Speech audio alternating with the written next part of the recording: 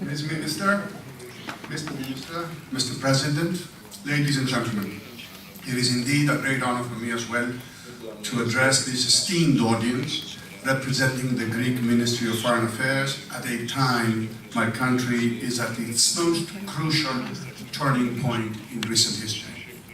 Having experienced a deep crisis, today Greece is showing signs of recovery. It is only during the last few weeks, I would say, not months, that the growth prospects now visible for our economy have started restoring our country's position within the global investment environment, with major global rating agencies and investment firms stating and admitting that fears of Brexit no longer exist and recommending the purchase of Greek debt. This is the outcome of a demanding effort carried out by the Greek government. We managed to achieve the highest fiscal consolidation in the developed OECD countries over the last few years. The effort of a decisive reform, as the audience, I believe, in this country is well aware of, comes at a great cost. This was particularly true for our country, since it coincided with deep recession suppressing our growth rates for 6 consecutive years. It is also the outcome of the support we had by our European Union partners. Poland stood by our side at the EU level during the difficult times of crisis, and this stance is deeply appreciated. Furthermore, it is the outcome of a change of mind. In the Greek Ministry of Foreign Affairs, we deeply believe that the pillars of economic recovery and the establishment of a sound basis for growth lie with the enhancement of extroversion of the Greek economy. This brings me to the issue of our bilateral economic relations. Both our economies have acknowledged the need to turn to innovation as a means to give new impulse to business activity. We have also achieved a lot by being at the same side on the debate about the EU Common Agricultural Policy. Greece has supported the strategic importance of developing a viable and competitive agricultural sector that will promote investment aid to young farmers, have a stronger focus on environmental and climate change objectives, and improve the setting for the development of rural areas. We both also supported the preservation of stable common agricultural policy funding. At the same time, the EU funding has given the impulse for building infrastructure that will serve the improvement of our interconnection, communication, trade and exchanges. For example, Greece has expressed its interest for the development of the Via Carpathia project, which will be a road junction connecting Poland, Hungary, Romania. The implementation of this project will create direct connection of Greece with Poland and the Northern Sea.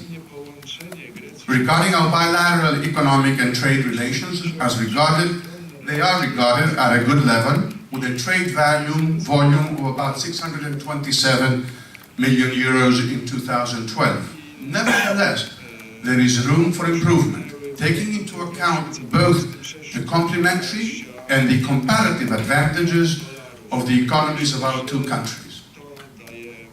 The presence of Greek businesses, 45 I believe in number, in Poland, is important, with Greek investments in the country reaching almost the level of 1 billion euro. Potential for closer cooperation is excellent in the fields of the food industry, as well as construction, energy and waste management and recycling.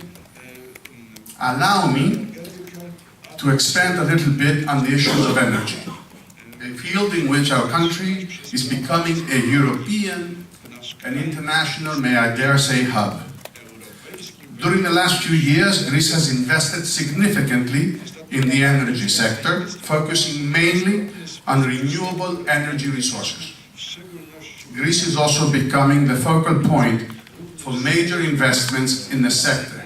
As the Minister mentioned earlier, after the approval of the major Trans-Adriatic Pipeline investment project that will transfer natural gas from Azerbaijan not only to Europe, but to Southeast Europe and the Western Balkan markets.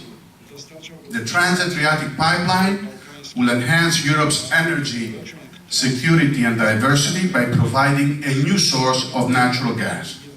And we believe that the whole Central Europe could benefit from this project through the respective interconnector pipelines. Poland and its three co-members of the Visegrad Group, Hungary, Slovakia, and the Czech Republic, that have discussed the creation of a common market for gas, can benefit from the Azerian decision. Another sector I would like to point out is industrial and urban waste management, where both sides have a special interest for. This newly developing industrial sector is innovative, enhances technological know-how, while added value can be also drawn through waste recycling when used to produce energy and materials. There is a considerable number of Greek companies that have developed know-how in this field through big projects that are being implemented in Greece, making this another potential field for cooperation. Our heavy industry, of course, remains tourism. In this field, I would like to underline how important is the fact that Greece has a market share of almost 21%, ranking first in the tourist charter flights from Poland this year. We welcome your preference, and we are supporting all initiatives in that direction, like the decision of the Aegean Airlines to begin, in March of this year, the airline connection between Athens and Warsaw with 3 routes per week. Ladies and gentlemen, as the Minister already underlined, Greece is today determined to establish a safe haven for foreign investment, to guarantee a stable, competitive, reliable, hassle-free and business-friendly environment in a modern, competing and competitive economy and state. As your President said at our meetings earlier on, Polish companies are increasingly investing outside their national borders. Greece offers significant opportunities through both our privatization program and also in the private sector. I have already focused on the energy sector, where Greece shows great potential, and the tourist industry, where Greece is attracting substantial foreign investments.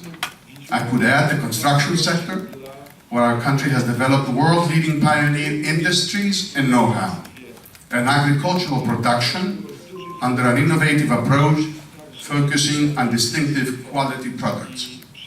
But the opportunities indeed are limitless. As I often repeat when talking to businessmen and business people such as yourselves, now is the time to take advantage of these opportunities, position yourselves and benefit through establishing a presence in Greece. The time is right. Those who will make their moves today, I believe, will be the winners of tomorrow. Thank you very much.